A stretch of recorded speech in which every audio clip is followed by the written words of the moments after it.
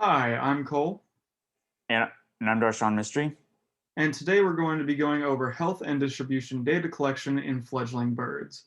We're going to be going over the various data collection methods commonly used, as well as when they're appropriate to best minimize the risk of mortality to fledgling birds.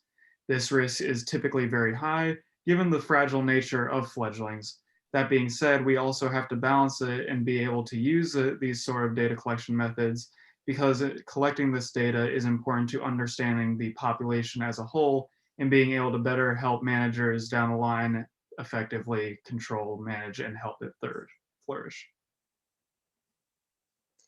So the first technique we're going to talk about are nest cameras. Now, the one of the benefits is that they can collect data 24/7 while also minimizing contact with the fledglings, and they're able to capture data, at least behavioral data of parents and their fledglings while they're in the nest.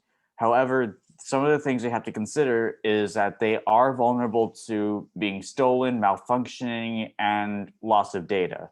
Sometimes they are also very tedious and they can only capture data uh, uh, before they leave the nest. Uh, Next is radio telemetry. Now, they are good for short term studies as well as recapture efforts if need be. Some of the downsides to this technique, though, is that they are very taxing, not just physically, but also in terms of risk of mortality, and they can be pretty costly depending on the type of equipment you're using, and they they require a lot of technical expertise, and any mishaps or errors in judgment could result in having to redo the experiment. Finally, there is bird banding, which some of the benefits entailed in this method are that they're cheap and they're non-invasive. They can be pretty useful when giving information on health, dispersal, and other forms of data. Uh, they they can also be used in long-term studies, unlike radiotelemetry. However, they do require physical contact, and it is ineffective when it comes to tracking down individuals without telemetrical assistance.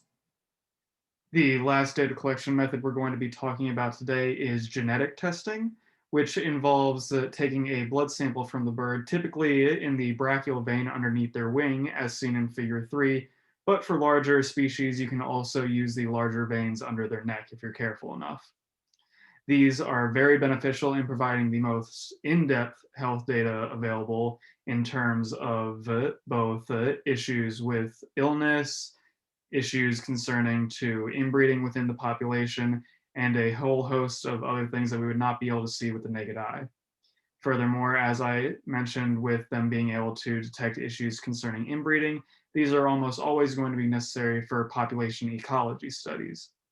That being said, these are the most potentially harmful tests that we cover here, given the fact that they are an active technique and are also invasive to the actual bird. Furthermore, these tests are typically expensive, sometimes costing up to hundreds of dollars per individual bird, and that price is going to obviously fluctuate with the amount of testing that you're going to be wanting done. Furthermore, the test can also provide some errors in the form of false positives and false negatives. And in order to minimize this risk, you would have to test for larger amounts of genetic information, which then is going to also lead to an increased cost. Furthermore, as with the telemetry, this is going to be highly technical and need a high degree of technical know how in order to both undergo and interpret. For our final recommendations, the technique that you're going to be using is always going to depend, obviously, on the amount of research and type of research you're going to be conducting, but should always be done with the least invasive methods possible. In particular, we recommend against using blood samples, especially for younger fledglings, If blood samples are especially necessary, such as for population ecology studies, we recommend waiting until just before their fledgling period to make sure that they can cope with the stress better.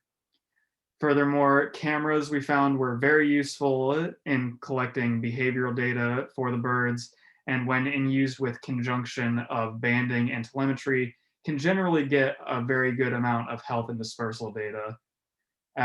And as with the blood testing, banding it might be better done for older fledglings. And in the instance of recapture with radio telemetry, the amount of recapture should be kept to a minimum as much as you're able to again minimize stress on the bird. Thank you.